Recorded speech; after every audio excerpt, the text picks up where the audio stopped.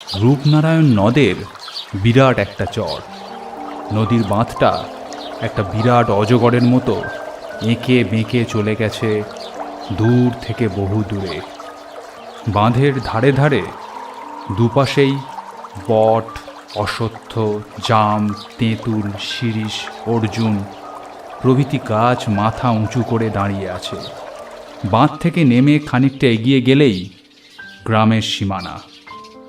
প্রথমেই জেলেপাড়া, তার ডান দিকে বাগদিপাড়া, উত্তর দিকে বিভিন্ন জাতের লোক বাস করে।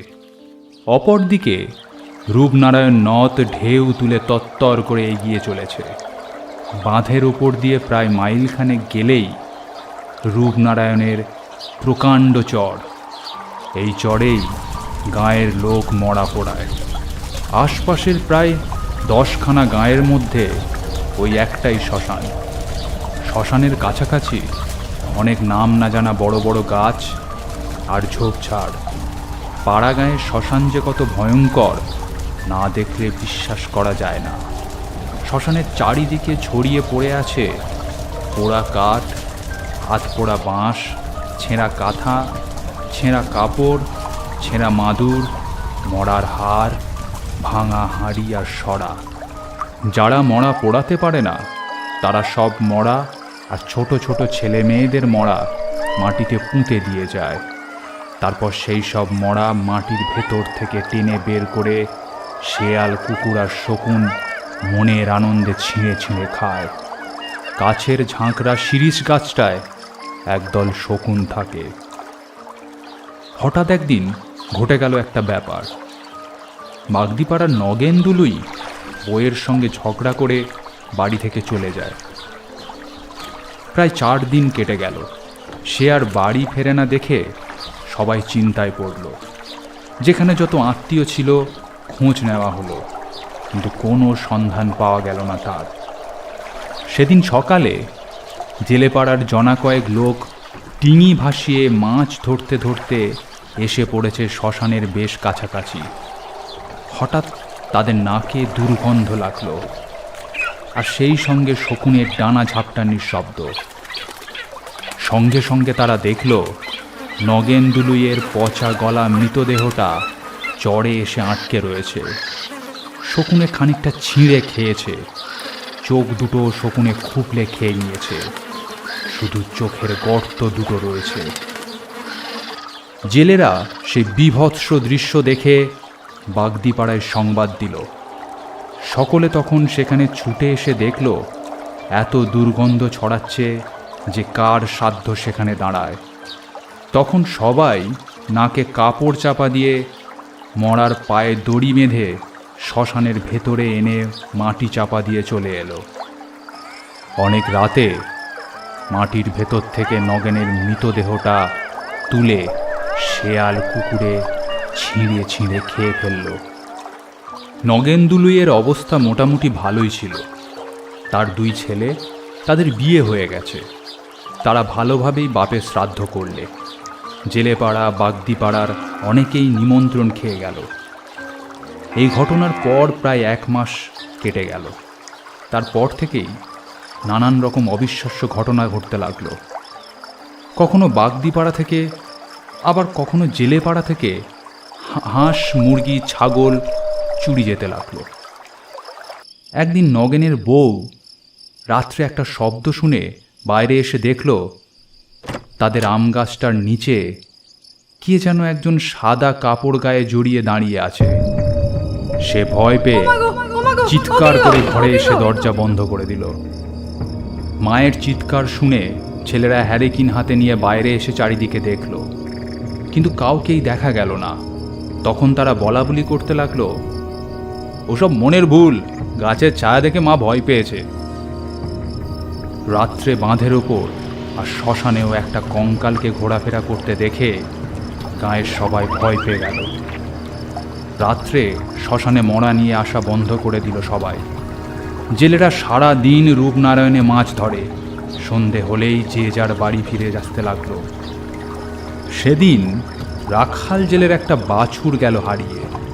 সারাদিন খোঁজ করা হলো, কিন্তু কোথাও পাওয়া গেল না বাছুরটাকে। একদিন পরে একজন লোক শ্মশানের দিকে এসে দেখল রাখাল জেলের বাছুরটা মরে পড়ে আছে। তার আধখানা কে যেন চিবিয়ে চিবিয়ে খেয়েছে, বাকিটা পড়ে আছে একটা গাছের তলায়।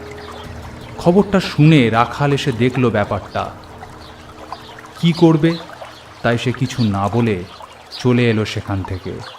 মনে মনে সে বুঝল নগেনদুলুই ভূত হয়ে এইসব কাণ্ড করছে। জেলেপাড়ার ফকির আর নিধিরাম ভোরবেলায় জাল কাঁধে নিয়ে মাছ ধরতে গেল। নগেনের বাড়ির পাশ দিয়েই তাদের যাবার রাস্তা, তাই তারা সেই রাস্তা দিয়েই যাচ্ছিল আপন মনে। হঠাৎ তাদের চোখে পড়ল নগেনদুলুয়ের বাস্তু ভিটাটার দিকে। অবাক হয়ে ফকির আর নিধিরাম দেখল নগেনের বাড়ির দরজার কাছে একটা আবছা মূর্তি দাঁড়িয়ে আছে। সারা দেহ তার সাদা কাপড়ে ঢাকা। ওরা চোর ভেবে জিজ্ঞেস করল, ওখানে কে রে? সঙ্গে সঙ্গে আবছা মূর্তিটা ঘুরে দাঁড়ালো। ওরা আশ্চর্য হয়ে দেখল লোকটার মুখ দেখা যাচ্ছে না, শুধু চোখ দুটো যেন আগুনের গোলার মতো জ্বলছে। দেখতে দেখতে মূর্তিটা বিরাট লম্বা হয়ে গেল। এই ব্যাপার দেখে ফকির আর নিধিরাম ভয় পেয়ে বলে ছুটে পালালো প্রাণপণে। সবার মুখে মুখে খবরটা জানাজানি হয়ে গেল। পাড়ার লোক ভয় পেয়ে সন্ধে 7টার পর নগেনদুলুয়ের বাড়ির পাশের রাস্তা দিয়ে যাওয়া আসা বন্ধ করে দিল। ফকির জেলে নগেনের ছেলে দুটোকে বললে, বাপু, ব্যাপার খুব সুবিধের মনে হচ্ছে না। তোমাদের বাপ ভূত হয়েছে, তোরা ছেলে পিলে নিয়ে থাকিস, একটা কিছু ব্যবস্থা কর, না হলে কোনো দিন তোদের বিপদ হতে পারে। নগেনের বড় ছেলেটা ভয় পেয়ে বললে, কি ব্যবস্থা করা যায় বলো দেখি খুড়ো। মাও একদিন দেখেছিল, আমরা তার কথা বিশ্বাস করিনি, কিন্তু এখন দেখছি বিশ্বাস না করে উপায় নেই। নগেনের ছোট ছেলে বললে, আমিও সেদিন ভোরের দিকে বাইরে বেরিয়ে সাদা কাপড়ে ঢাকা একটা মূর্তি দেখেছিলাম, কিন্তু সবাই ভয় পাবে বলে কাউকে কিছু বলিনি। নিধিরাম সব শুনে কিছুক্ষণ ধরে কি যেন ভাবলে, তারপর গম্ভীরভাবে বললে, এখানে তো তেমন ভূতের ওঝা নেই, তবে শুনেছি মহেশপুরে একজন লোক আছে, সে নাকি ভূত ছাড়ায়। তোরা তার কাছে যা, সে কি বলে দেখ। এই পরামর্শ দিয়ে ফকির আর নিধিরাম যে যার বাড়ি চলে গেল। নগেনের বড় ছেলে তার ছোট ভাইকে বললে, মহেশপুর এখান থেকে প্রায় 4 ক্রোশের ওপর, যেতে আসতে প্রায় 9-10 ক্রোশ। আজকে তো আর যাওয়া সম্ভব নয়, কাল সকালেই সাইকেল নিয়ে বেরিয়ে যাব, বিকেলে তাহলে ফিরে আসতে পারবো। সেদিন রাত্রেই ঘটনাটা ঘটল নগেনের বাড়িতে। রাত্রে খাওয়া দাওয়া সেরে বাড়ির সবাই ঘুমিয়ে পড়েছিল। রাত তখন 2-2:30 হবে। হঠাৎ হাঁস মুরগির ঘরের ঝটপটানি আর কোঁক কোঁক শব্দ শুনে ঘুম ভেঙে গেল নগেনের বউয়ের। নগেনের বউ ভাবল বোধহয় হাঁস মুরগির ঘরে শেয়াল ঢুকেছে। এই কথা মনে করে সে একটা হ্যারিকেন আর একটা লাঠি নিয়ে বেরিয়ে এলো ঘর থেকে। উঠোনে পা দিয়েই সে দেখল খুব লম্বা একটা লোক দাঁড়িয়ে আছে উঠানের মাঝখানে। তার লম্বা লম্বা লিকলিকে হাত দুটোতে 2টো মুরগি, আর সে মুরগি দুটো ছিঁড়ে ছিঁড়ে চিবিয়ে খাচ্ছে। এই দৃশ্য দেখে নগেনের বউ করে চিৎকার করে উঠোনে পড়ে অজ্ঞান হয়ে গেল। সেই শব্দ শুনে ছেলেরা বউরা সবাই ছুটে এলো হ্যারিকেন নিয়ে। উঠানের মাঝে মাকে অজ্ঞান হয়ে পড়ে থাকতে দেখে তাড়াতাড়ি জল পাখা নিয়ে এসে সবাই শুশ্রূষা করতে লাগলো। বেশ কিছুক্ষণ সেবা শুশ্রূষা করার পর জ্ঞান ফিরে এলো নগেনের বউয়ের। ছেলেরা জিজ্ঞেস করল, কি হলো মা, তুমি অজ্ঞান হয়ে গেলে কেন? নগেনের বউ তখন হাঁপাতে হাঁপাতে 2-1 কথায় ছেলেদের সব ব্যাপারটা বললে। উঠানের যেখানে কঙ্কালটা দাঁড়িয়েছিল সেই জায়গাটা ইশারা করে দেখিয়ে দিল। সবাই আলো হাতে নিয়ে উঠানের মাঝখানে গিয়ে দেখল চারিদিকে মুরগির পালক আর রক্ত ছড়ানো রয়েছে, কিন্তু ধারে কাছে কাউকে দেখা গেল না। ছোট ছেলে বললে, হয়তো শেয়াল ঢুকে মুরগি খেয়েছে। রাতের অন্ধকারে শিয়ালের চোখ দুটো তো দপদপ করে জ্বলে। মা হয়তো তাই দেখেই ভয় পেয়ে অজ্ঞান হয়ে গেছে। ছেলেদের কথা শুনে নগেনের বউ বললে, তোরা আমার কথা বিশ্বাস করলি না তো? কিন্তু কিন্তু আমি স্পষ্ট দেখেছি খুব লম্বা একটা মূর্তি উঠোনে দাঁড়িয়ে আছে। তার লিকলিকে লম্বা হাত দুটোয় দুটো মুরগি, সে মুরগি দুটো ছিঁড়ে ছিঁড়ে খাচ্ছে। এইসব কথাবার্তা হচ্ছে নিজেদের মধ্যে। এমন সময় বাড়ির পিছন দিকে শোনা গেল একটা ভয়ঙ্কর হাসির শব্দ।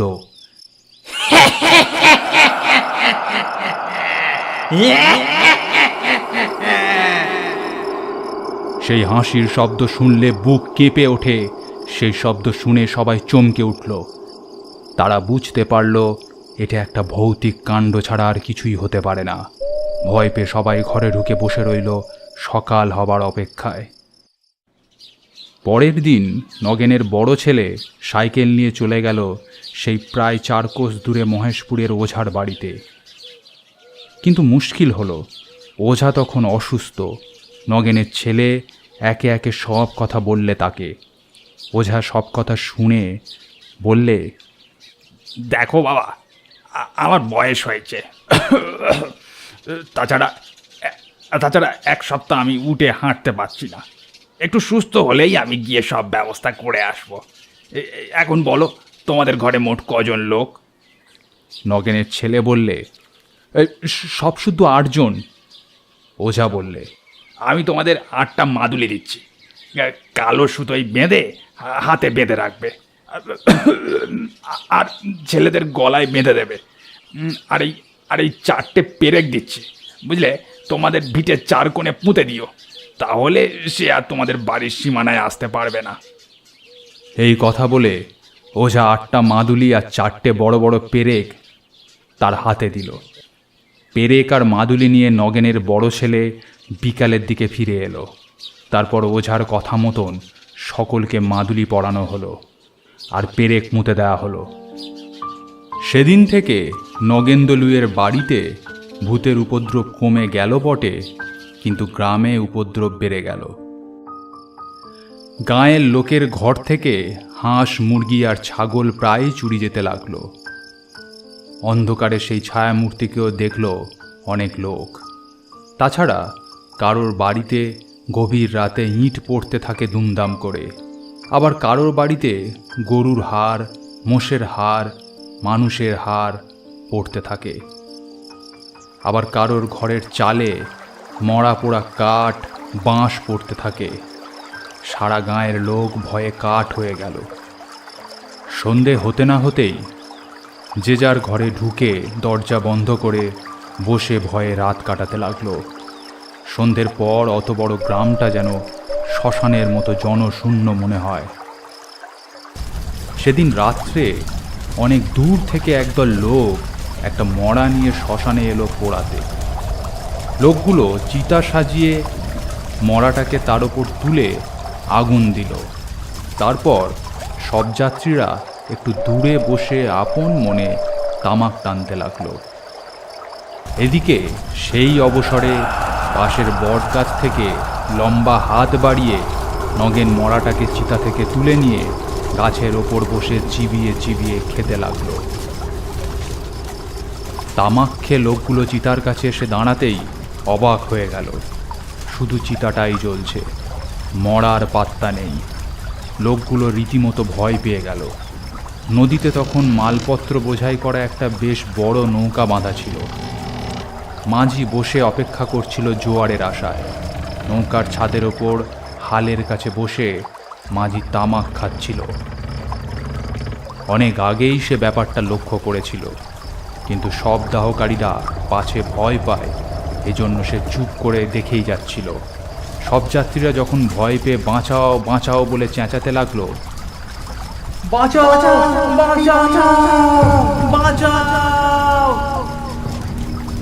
আর নৌকার আলো দেখে সেদিকে ছুটে গেল, তখন নৌকার মাঝি চেঁচিয়ে বলল, ভয় পেও না তোমরা, ওইখানেই দাঁড়িয়ে থাকো, আমি যাচ্ছি। মাঝির কথা শুনে সব যাত্রীরা সেইখানেই দাঁড়িয়ে ভয়ে কাঁপতে লাগলো। নৌকার মাঝিটি ছিল একজন বেশ নামকরা ভূতের ওঝা। সে একটা পুঁটলি হাতে নিয়ে আর একটা হাতে হুঁকো নিয়ে নৌকা থেকে নেমে এলো শ্মশানে। লোকগুলোকে তখন মাঝি তার কাছে বসিয়ে বিড়বিড় করে কি সব মন্ত্র বলতে বলতে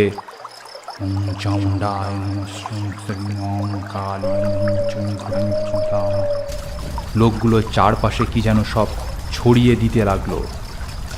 কোনো ভয় নেই তোমাদের, ভূতের বাবারও সাধ্য নেই যে আর সে তোমাদের কাছে আসে। আমি গণ্ডি দিয়ে দিয়েছি, যতক্ষণ তোমরা এই গণ্ডির মধ্যে থাকবে ততক্ষণ তোমাদের ভূত কোনো ক্ষতি করতে পারবে না।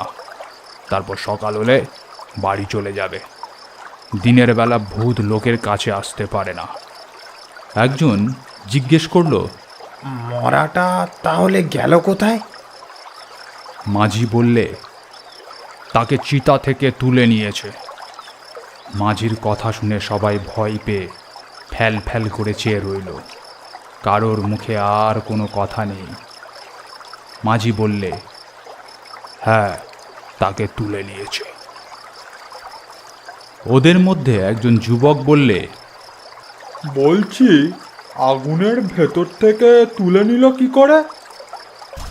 মাঝি বললে, গাছের ওপর থেকে হাত বাড়িয়ে। মাঝির কথা শুনে যুবকটি যেন একটু অবজ্ঞার হাসি হাসল। তাই দেখে মাঝি বললে, কি বিশ্বাস হচ্ছে না বুঝি? দেখতে চাও? যুবক বললে, বেশ, দেখান, তাহলে বিশ্বাস করব। দেখো, আবার অজ্ঞান হয়ে যাবে না তো? এখনো যখন হইনি তখনও আর হব না। বেশ, তাহলে এসো আমার সঙ্গে। এই কথা বলে মাঝি তাদের সঙ্গে নিয়ে বটগাছের ওপর ইশারা করে দেখিয়ে দিল। ওই দেখো। সকলে দেখল বটগাছের মগডালের ওপর বসে একটা বীভৎস কঙ্কাল তাদের সেই মরাটাকে চিবিয়ে চিবিয়ে খাচ্ছে। কি ভয়ঙ্কর দৃশ্য! ভয় পেয়ে সবাই চোখে হাত চাপা দিয়ে মাঝির কাছে সরে এলো। মাঝি বললে, এবার বিশ্বাস হলো তো? এই কথা বলে মাঝি হুঁকোটা সেখানে রেখে পুঁটলিটা হাতে নিয়ে উঠে দাঁড়িয়ে বললে, তোমরা এখানে চুপ করে বসে থাকো। মাঝিকে চলে যেতে দেখে লোকগুলো ভয় পেয়ে কাতরভাবে বললে, আপনি আমাদের এভাবে ফেলে রেখে চলে যাবেন না, সকাল হলে যাবেন। দয়া করে সকাল না হওয়া পর্যন্ত আপনি অপেক্ষা করুন। মাঝি হেসে বললে, ভয় নেই, আপনারা এখানে বসুন, আমি ওর পরিচয় নিয়ে আসছি। মাঝি চলে গেল বটগাছটার দিকে। লোকগুলো ভয়ে কাঠ হয়ে বসে রইল। স্পষ্ট শোনা যেতে লাগলো, মাঝি বলছে, তুই কে? আমি নগেন্দ্রলই। তোর বাড়ি কোথায়? বাঁধের ওপারে বাগদি পাড়ায়। বাড়িতে তোর কে কে আছে? আমার বউ, দুই ছেলে, তাদের বউ, নাতি নাতনি। ঠিক আছে, তুই গাছেই বসে থাক। পালাবার চেষ্টা করলেই জ্বলে পুড়ে মরবি। আমি তোকে বেঁধে দিয়ে যাচ্ছি।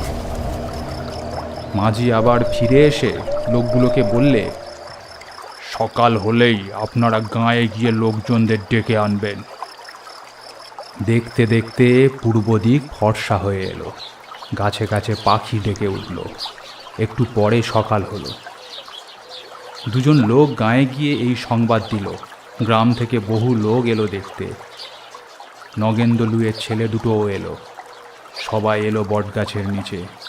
গাছের ওপর তখন কিছুই দেখা যাচ্ছে না, শুধু একটা মড়া ঝুলছে দেখা গেল। মাঝি বললে, মরাটা ফেলে দে নগেন। সঙ্গে সঙ্গে ধপাস করে মড়াটা মাটিতে পড়ে গেল। সবাই দেখে তো অবাক।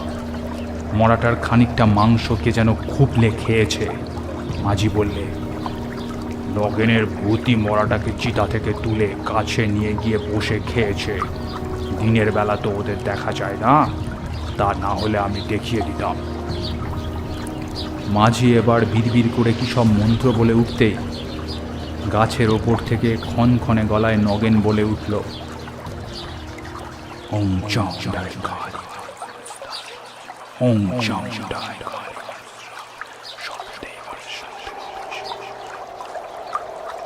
এবার আমাকে ছেড়ে দে। মাঝি বললে, তুই একেবারে এদেশ থেকে চলে যাবি। গাছের ওপর থেকে উত্তর এলো, না, যাব না, আমি এখানেই থাকবো। এখানে থাকবি কেন? এখানে আমার বউ ছেলে রয়েছে, তাছাড়া বউটার জন্যই আমি জলে ঝাঁপ দিয়ে মরেছি। ওকে আমি কার মোটকে শেষ করব। এই কথা শুনে নগেনের ছেলেরা ভয় পেয়ে মাঝিকে বলল, দয়া করে আপনি আপনি আমাদের রক্ষা করুন, দয়া করুন। মাঝি বললে, তোমাদের বাবা ভূত হয়ে কষ্ট পাচ্ছে, শুধু শুধু ওকে কষ্ট দিয়ে লাভ কি?